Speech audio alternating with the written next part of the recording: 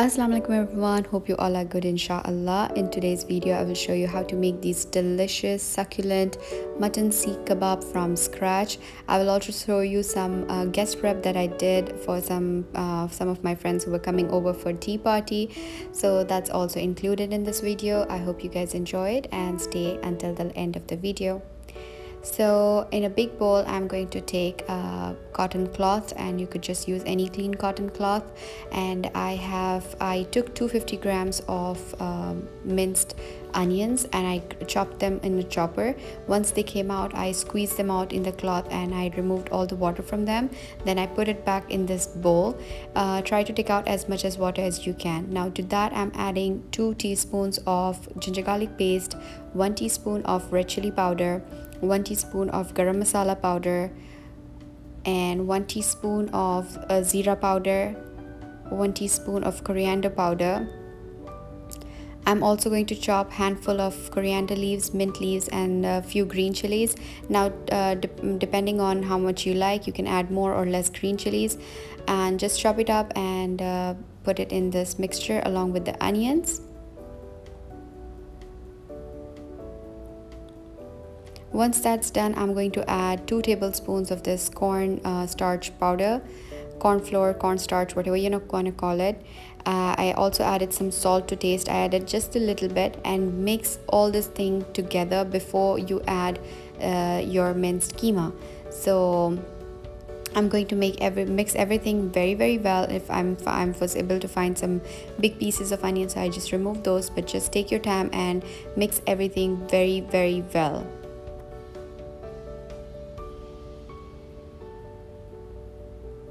Now add your washed and rinsed keema. I am using 500 grams of it, and also I grinded 2 bread slices here. I'm using just basic brown bread. You could use white bread or whatever you want. And I'm going to add 1 egg. Now I'm going to mix it thoroughly, mix everything together, mix the onions, the egg, the breadcrumbs, and the keema all together. Roll it between your fingers very well. The heat from your palm is actually going to help in mixing everything very well. I'm going to add the remaining of the breadcrumbs, and I'm going to keep mixing that till everything is well combined.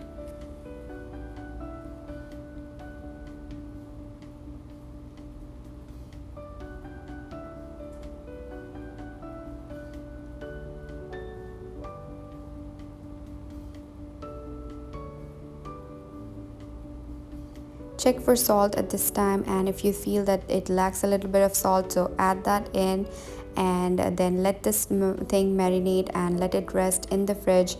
I already mixed 1 tablespoon of cornflour in the beginning, but in the end I felt that it needed a little bit more, so I added 1 more tablespoon. So in total I added only 2 tablespoons of cornflour. Let this thing rest in the fridge for exactly 1 hour, nothing less, nothing more, just 1 hour in the fridge, not in the freezer, in the fridge.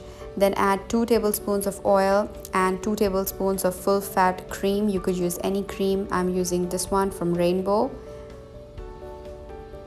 Add the cream and give it a last mix, knead everything together, and you can then start folding, then rolling them into seekh kebabs.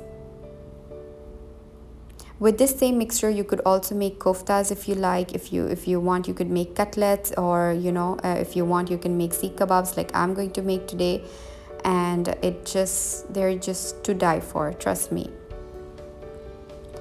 Now once your mixture is all ready, I'm going to take a 1/4 cup measurement, and I'm going to take 1/4 cup measurement. I'm going to make a ball of that, and I will put that on the seekh, and I will just try to knead it with my hands. If you think that the keema is a little bit more, if 1/4 cup is not your jam, you can just maybe take out a little bit from that. And once you roll it, it's super easy to roll them into that shape.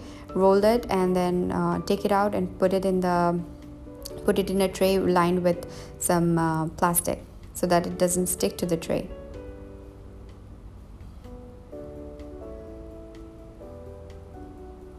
I'm going to do the same with all the rest of the seekh kebabs too.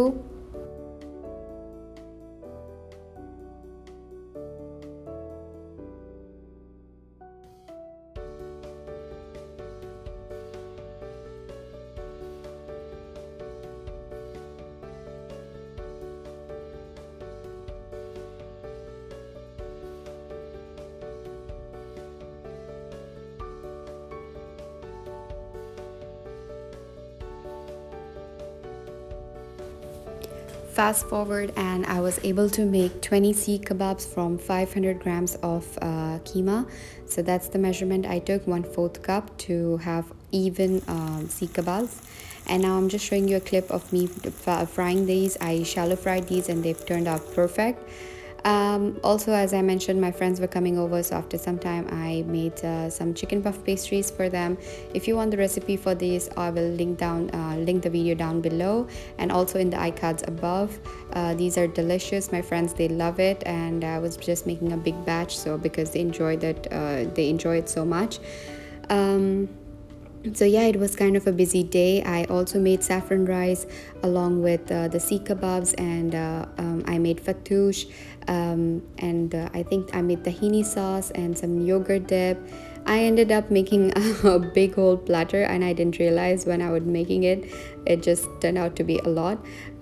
But yeah, my family enjoyed it. My kids loved it, and the measurements and everything for this recipe is so perfect. If you're making this for your guests, they're going to absolutely devour it, and they're going to love it so much. You have to wait till the end of the video to see how it turned out and how I made the kebab platters and stuff. I really hope you try this recipe out. Since it's winter time, we all have been visiting each other here, but also I'm just so skeptical about the COVID restrictions that are getting lifted up here in Saudi Arabia. No more mask in public places and no more social distancing too. I don't know how I feel about it. I just hope and pray that everything goes back to its normal state, inshallah. Although it's really fun going to your friend's house and, you know, meeting up with other people and visiting them, but somewhere, you know, you're scared for them, you're scared for yourself that maybe you don't infect someone, or you don't get infected yourself, especially with small kids around in the house, you know. So yeah, these were just my thoughts when I was editing this video. I hope you I hope you like this small talks. And yeah, now I will show you how I placed everything for the seekh kebab platters. I'm going to just keep those pastries in the fridge till I bake them.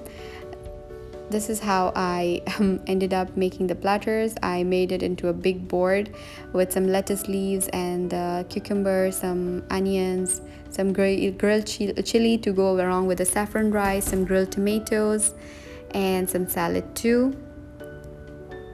These were so good. I mean, I still am just remembering it, and I think my mouth is going to water. But yeah, so here are some pictures.